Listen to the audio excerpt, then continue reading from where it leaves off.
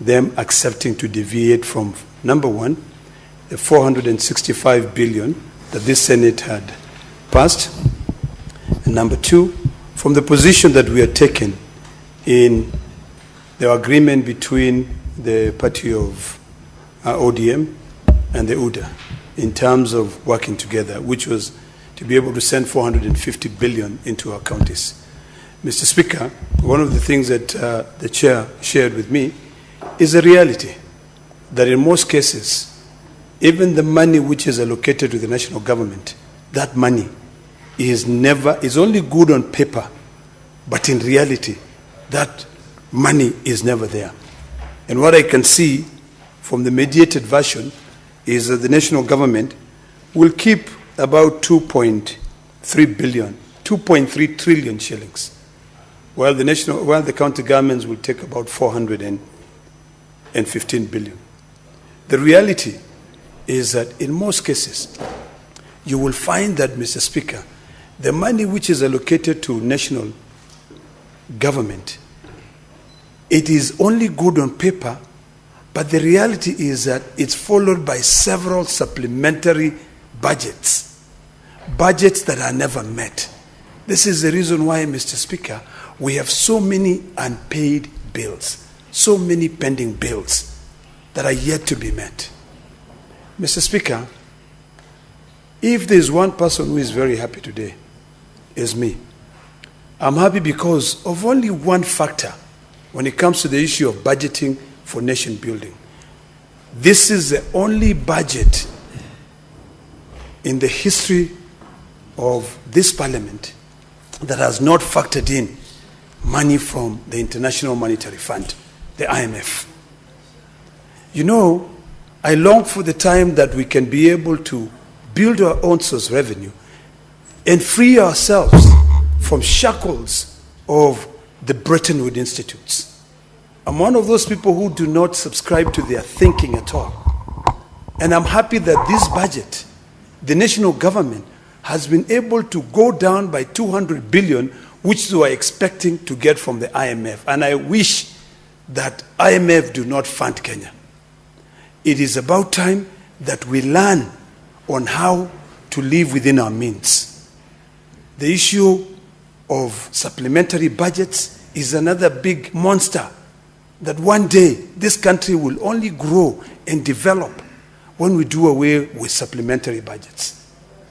You can have paper money, 2.3 trillion, but at the end of the financial year, you don't end up spending that money. You end up having pending bills that will end up killing some of the citizens of your country. Mr. Speaker, let me applaud the mediation committee team from the Senate for taking bold steps. Because, Mr. Speaker, I've been in this Senate now for about 7 years, and I can tell you that this is the single most increment of money that is allocated to county governments since I've been here within a year. I'm wondering, Mr. Speaker, why am I being given time? Thank you. I hope that was not intended. It was just a mistake. Mr. Speaker, getting 28 billion additional from 387 to go to counties is something which is commendable. During the last few years when we were there, when we voted 13 times to be able to agree on a basis of the third formula to share revenue between national government and between the county government, the only amount that we are able to move to is making sure that there is a base of 370 billion.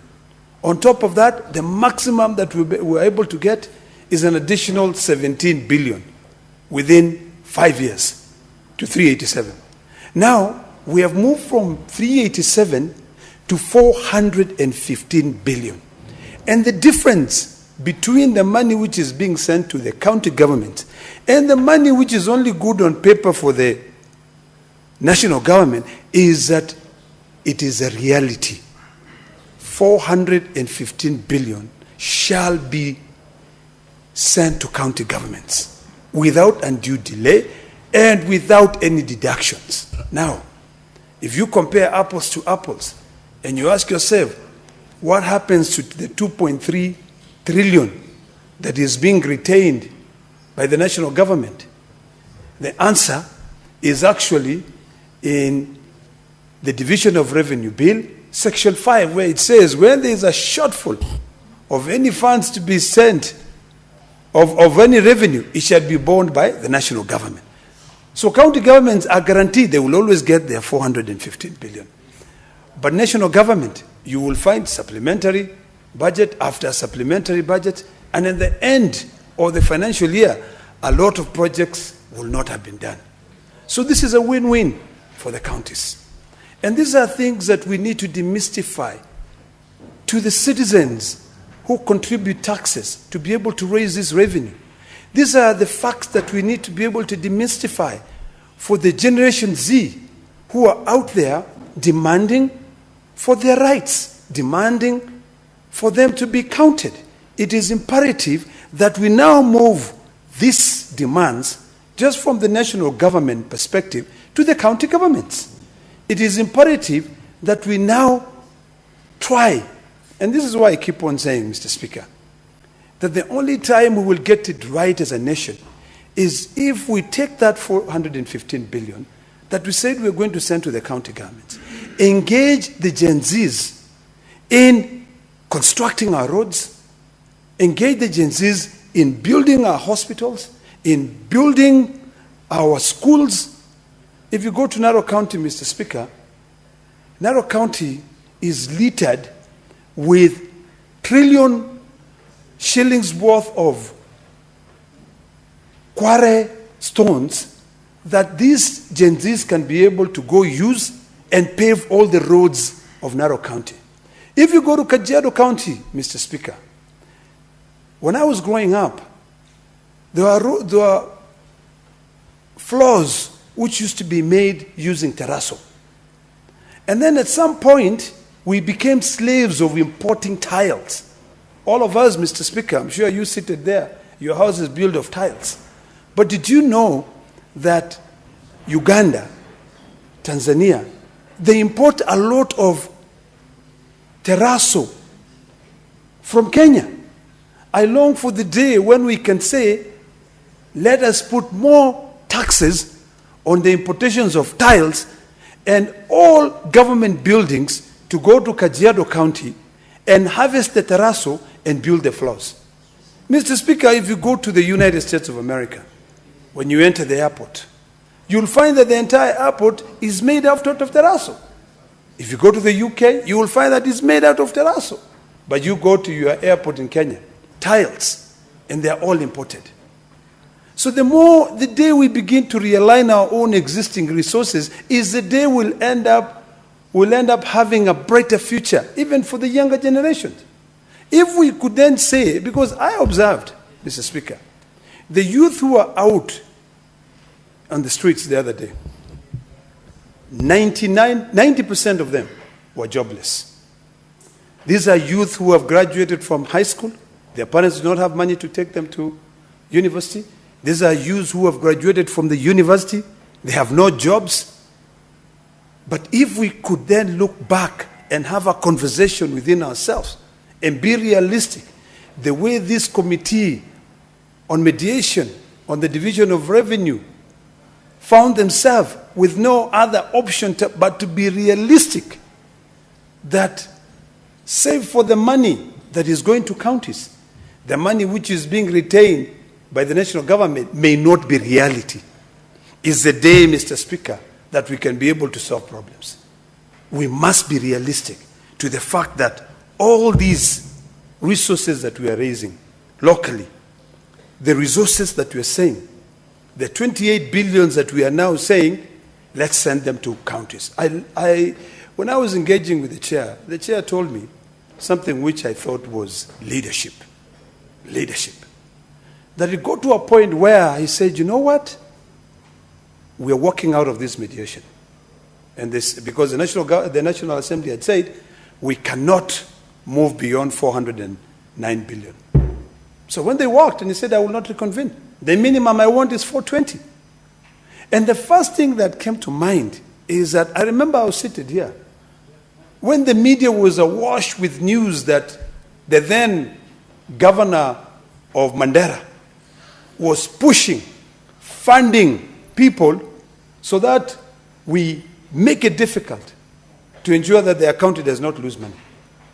When I sat down with him, he said, what we were fighting for at that time is to make sure that there's no county that has been left behind.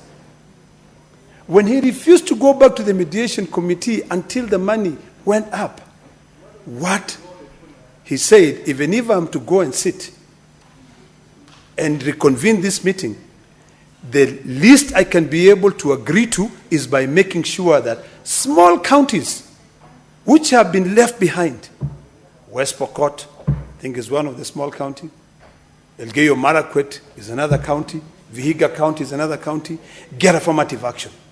So if you guys are not willing to increase money, out of the 4.49 billion that you're saying, that is the only thing you can do. The only way that I can sit here is by realizing that these small counties, and remember, Mr. Speaker, the chairperson is not from Elgeyo-Marakwet. It's from a different county. He said, increase the money.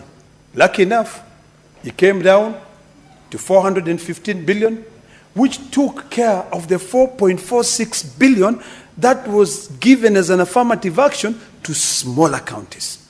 That is leadership. And that is what we need to fight for. And that is the reality that we need to be talking about, Mr. Speaker.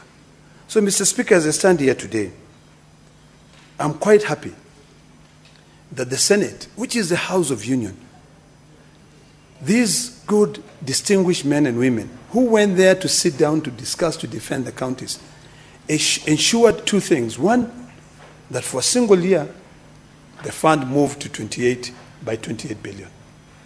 That supported all our county. Mr. Speaker, as you can hear, my voice is not very good because of certain challenges. But I had to come here today to support this because I know that the people of Narok County will be able to get more money during this financial year. I know that the people of Elgeyo-Marakwet, with my vote, will be able to get more money. The people of Embu, the people of Tharaka-Nithi will be able to be given money. And so as the people who come to Nairobi to try and make a living will also be able to get additional revenue. So, Mr. Speaker, as I support this, I also want to make a few statements based on how we move forward. It is imperative, Mr. Speaker, that we now become cognizant of the danger that we are facing if we continue ignoring the plight of the Generation Z. Generation Z are speaking a language that most of us do not understand. Not because we do not want to understand, but because we choose not to understand. Because most of us have already lined our pockets. Most of us live in manicured mansions. Most of us drive huge cars. I'm sure there's no single senator here who does not drive a car which is less than $70,000 or maybe 10 million shillings. That's a fact. It becomes difficult sometimes for us to understand the problem that the Generation Z are facing. They're not sure of tomorrow. They're not sure of tomorrow. You know, yesterday, Mr. Speaker, I read somewhere, and I was trying to write to respond to it. But I said, you know what, I will drive down to Kajiado to go to Eldam at home of this senior distinguished gentleman called Atwoli. When he said that it's about time that we move the animals from the Nairobi National Park and move them to Masai Mara so that people can encroach into the national park. When I heard that, I was livid, Mr. Speaker. And I said to myself, good Lord, what has come of this old man? Is it that he does not see the danger caused by rural